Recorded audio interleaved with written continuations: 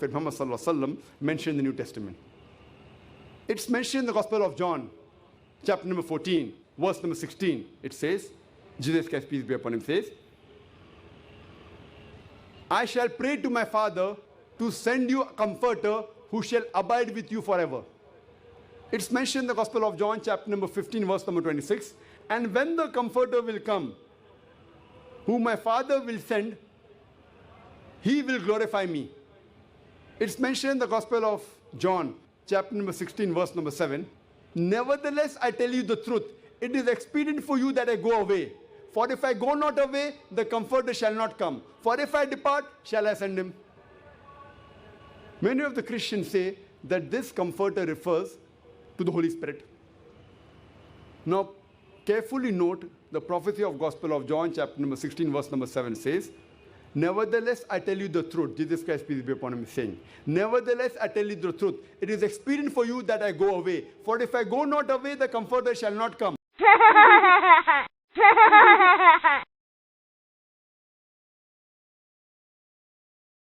Allah, ada sebuah kepemimpinan Roh Kudus yang tiada duanya. Lalu kamu tidak menerima roh perbudakan yang membuat kamu menjadi takut lagi. Petrus yang takut-takut bahkan menyangkal Yesus 3 kali sebelum ayam berkokok 2 kali. Menjadi seorang Petrus yang berani.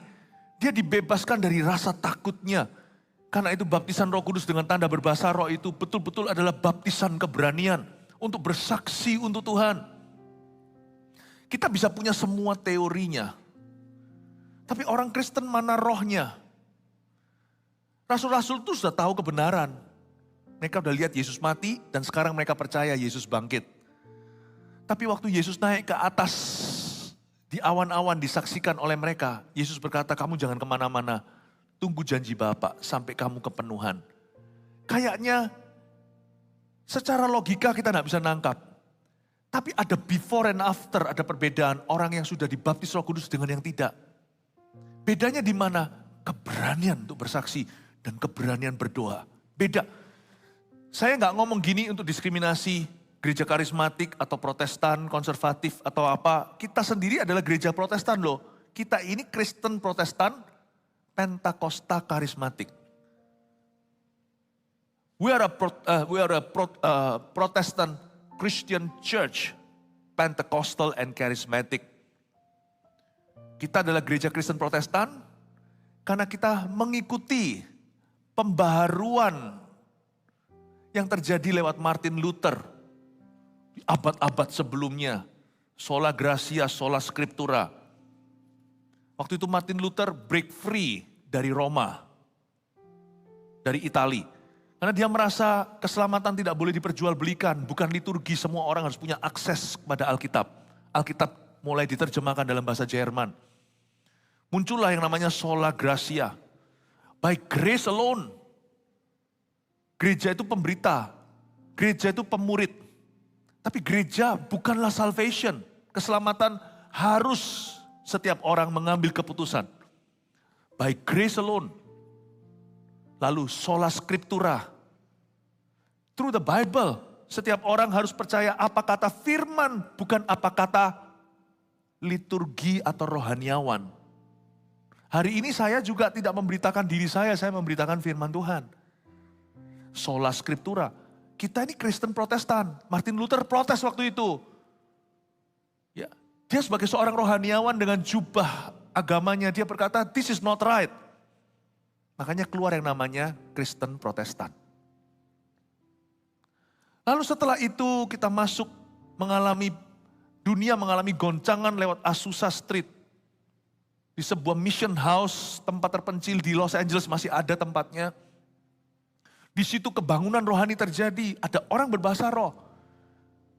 Kejadiannya di sana, tapi perbincangannya atau diskusinya sudah terjadi di sebuah sekolah seminari.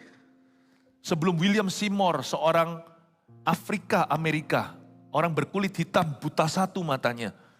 Dia memimpin sebuah misi di sebuah gedung yang rongsokan seharusnya.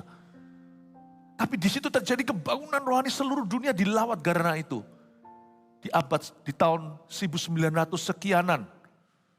Dipulihkanlah yang namanya bahasa lidah di Azusa. Padahal Charles Parham, seorang pemimpin seminari, sudah diskusi dengan murid-muridnya. Sebenarnya kisah para rasul itu masih berlaku nggak sih? Masih ada nggak gift ini kok nggak pernah terdengar di masa-masa kegelapan gereja? Akhirnya Charles Parham diskusi. Tapi hanya seorang ex-slave, bekas budak, zaman dulu Amerika kan masih ada perbudakan. Ada satu orang berkulit hitam yang di luar sana itu nguping. Lalu dia bawa dengan kerinduannya. Rental satu tempat yang murahan. Di situ terjadi kebangunan rohani. Sejak hari itu gereja-gereja Protestan, ada yang ikut, ada yang enggak. Ada yang berkata, yes, bahasa lidah itu tidak sesat. Bahasa lidah itu dari Tuhan. Terjadilah gerakan Pentakosta. Makanya kita gereja Kristen Protestan yang Pentakosta. Karena saya menerima pewahyuan itu. Sebagai hamba Tuhan, sebagai gembala sidangmu, saya menerima itu. Gereja ini akan selalu menjadi gereja Pentakosta. Sampai kita mati akan tetap menjadi gereja karismatik. Tapi siapa bilang orang karismatik Pentakosta itu harus lemah firman? Enggak. Seharian ini juga saya berusaha untuk menjelaskan bahkan secara ilmiah apa itu bahasa lidah. Tapi ujungnya bukanlah Farisi atau ahli Taurat. Ujungnya adalah encountering Christ atau mengalami Kristus secara pribadi. Hari ini ratusan orang kepenuhan. Yang sudah pernah dibaptis Roh Kudus dengan tanda berbahasa roh. Bahasa lidah itu gak datang pergi, baptisan Roh Kudus itu sekali. Tapi kita perlu dipenuhi lagi dan lagi. Di kisah para rasul juga sama setelah kejadian Pentakosta di loteng atas itu nantinya.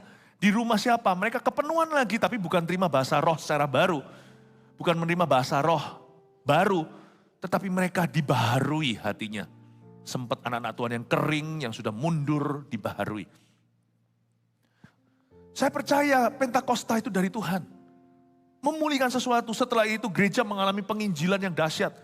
Orang-orang Kristen yang biasa, yang cupu-cupu, yang lemah, tiba-tiba mengalami tuntunan Allah. Hidupnya itu loh, gak semua jadi pendeta. Ada pendeta, misionaris, pengusaha, ibu rumah tangga. Masuklah sejarah kebangunan rohani gereja. Anak-anak Tuhan jadi saksi di mana-mana. Kayaknya dituntun seperti Filipus. Dia bukan salah satu daripada 12 rasul. Tapi dia dituntun ke Samaria, dituntun ke Kaisaria. Dia dituntun kepada Sida-Sida. Ada aja jalannya. Mulai muncullah kisah para rasul pasal yang ke-29. Tapi gak di Alkitab, Alkitab udah tutup. Tapi dalam hidup kita buka. Gereja yang diisi dengan orang-orang Kristen yang mati rohani, everyone defeated, semua kalah, semua takut. Gak bernafsu, nafsu jahat juga enggak, selera Tuhan juga kagak. Tulang-tulang kering itu tiba-tiba berserak-serak di Yeskiel ketika berhembuslah angin dari 4 penjuru. You should not just know God. You should be filled by God, oh church. Gereja Tuhan, jangan hanya tahu Tuhan. Kita harus penuh dengan Tuhan. Dan Allah memang mencurahkan rohnya kepada barang siapa meminta. Dia tidak akan kasih batu atau kasih kalajengking atau ular kalau kita minta roti. Jelas-jelas Yesus berkata, dan Bapa akan memberikan roh kudusnya kepada barang siapa meminta. Dalam sebuah ilustrasi, Yesus cerita tentang kalau ada orang datang ke rumah tetangga. Rumah seseorang maksudnya malam hari, tengah malam, sudah subuh.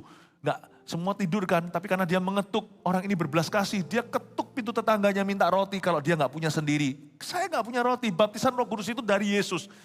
Yohanes Pembaptis berkata, yang gua bisa lakukan, begitulah bahasanya. Yang saya bisa lakukan hanyalah membaptis dalam air, sesuai dengan perintah amanat agung Tuhan. Tapi dia menunjuk ke Yesus, yang buka tali sandalnya aku nggak layak. Dia akan membaptiskanmu dalam Roh Kudus. Setiap orang yang terima bahasa roh ketika kepenuhan Roh Kudus, ketika dia dijamah, ketika dibaptis dengan Roh Kudus, itu pekerjaan Yesus loh. Manusia bisa tumpang tangan, Petrus, Yohanes, Yakobus. Tapi sumbernya dari Yesus. Kalau baptis selam, saya bisa kapan saja, ayo.